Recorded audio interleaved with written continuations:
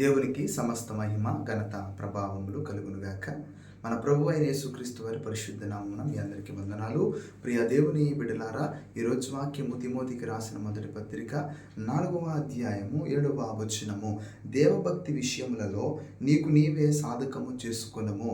ప్రియ దేవుని విశ్వాసులారా, దేవభక్తి విషయంలో సాధకములుగా మనము ఏర్పాటు చేయబడాలి అని అంటే, నేనంటాను వ్యర్థమైనటువంటి మాటలకు కానీ, వ్యర్థమైన పనులకు కానీ, వ్యర్థమైనటువంటి ఆలోచనలకు కానీ మనసు పెట్టక దైవికములో మరింతగా మనము భక్తి విషయంలో స్థిరపరచబడాలి అని అంటే, భక్తిని నీవు చూపించే విధానాన్ని బట్టి, భక్తి ద్వారా నీ జీవితాన్ని కలిగే మార్పును బట్టి, రోజు రోజుకు దేవభక్తి విషయంలో నిన్ను నీవు ఒక సాధకములుగా తయారు చేసుకుంటూ, ఆత్మవిశ్వాసంలో బలపరచబడుతూ, నీవు చూపించేటువంటి భక్తి ద్వారా అనేకమైనటువంటి క్రియలు నీ జీవితంలో జరిగించుకుంటూ నీవు ముందుకు వెళ్ళగలిగితే అదే దైవభక్తి విషయంలో సాధకము. నేను అంటాను, ఈరోజు ఏ సాధకముగా పనిచేస్తుంది భక్తి?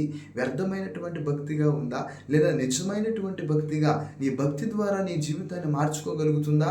నీ భక్తి ద్వారా నీ పరిస్థితులను మార్చుకోగలుగుతున్నావా? నీ భక్తి ద్వారా నీవు దేవుని ఆశీర్వాదాన్ని పొందుకోగలుగుతున్నావా? నిజమైన భక్తిగా ఉండండి. దేవుని భక్తిలో సాధకములుగా తయారు చేయబడునుగాక. దేవుడి వాగ్దానం